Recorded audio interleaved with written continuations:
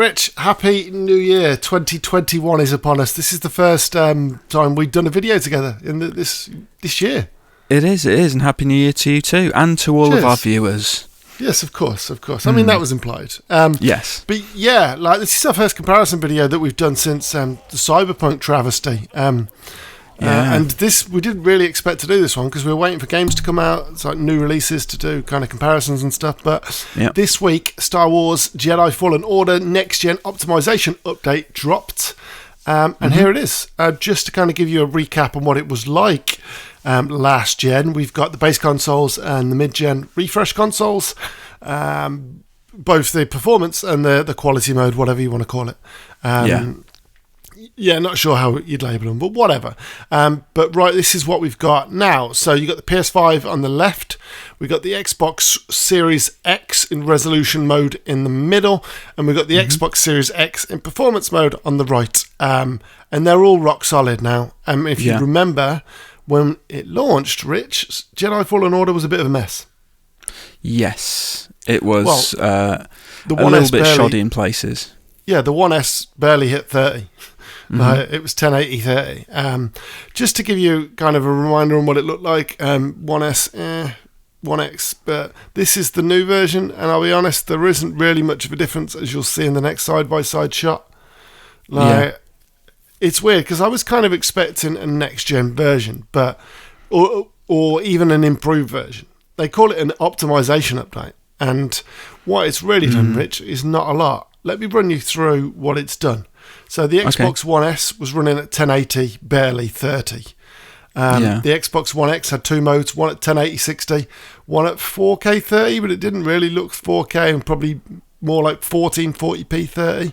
And then the Pro definitely run at 1440p 30. But what we've got with the next gen is you got the Xbox One X in visual mode, which runs from 1512p to 2160p, which is 4K. Yeah. In performance mode, it's 1080p. It was 1080p 60. It's now 1440p 60. That's the Series X on performance mode. And the PS5 doesn't have a range. It's basically gone up from 810p 1080p to 1200p 60 frames. Post-processing up to 1440p. It's all a plus. Yeah.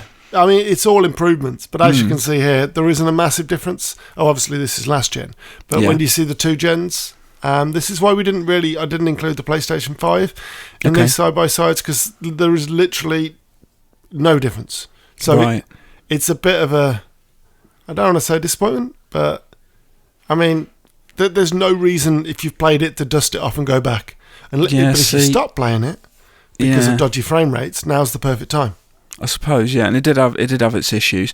I mean, I was thinking of dusting it off and doing the last collectibles, and this patch seemed like the perfect excuse, but no, I'm not so sure. Did they fix them? Because I had a few that bugged. I think, the achievements, and the collectibles. Oh, and collectibles, yeah. I assume so. I don't actually know. I didn't know any of them were bugged. Yeah. Yeah, okay. But you know what? I was committed to this video, Rich. I captured everything, and then by the time I put it side by side, I was like, you know what? Yeah, great. But we got a chance to say Happy New Year to everyone. Exactly. Yeah. If nothing we'll else, have a proper one. Go on, sorry. If nothing else, you've got that. Happy New Year from us. Exactly. And also, like next week, we'll have a proper one for Hitman. Cool. So new release, new comparison video. But I will literally pay anyone £10 in the comments if they can point out a difference between the last gen versions and I don't want to say this gen version because they are still the back compat. Careful, right? Because they'll find something, and then you'll be in the hole for loads of money. That's not a legally binding statement. Okay, good.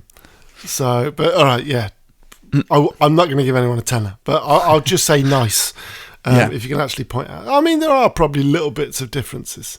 Yeah, I've said that, but I mean, not enough. And also, I'm just very puzzled why the PS5 doesn't have the choice in modes anymore.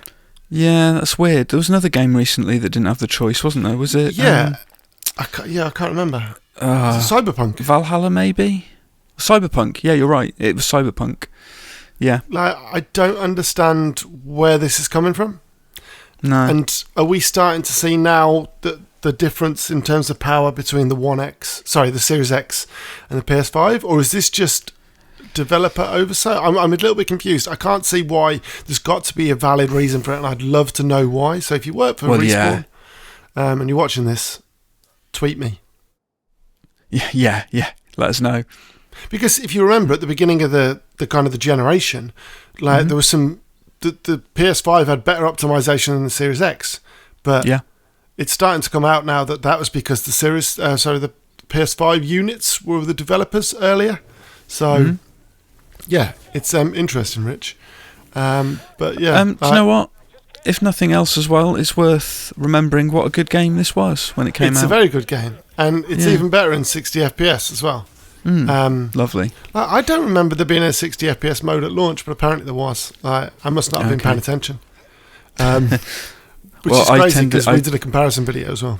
We did. I tend to play in quality mode, which is probably stupid for a game like this, but it is for a game like this. Yeah, you're right. Yeah. Although it's not like Dark Souls where frames count. There's no, exactly. The timing windows are quite big compared to a Dark Souls, but yeah, Rich, that's the patch. It's available now. I think it's 1.012. But if you've not played it, play it. Great. If you've played it, there is no reason to go back to it.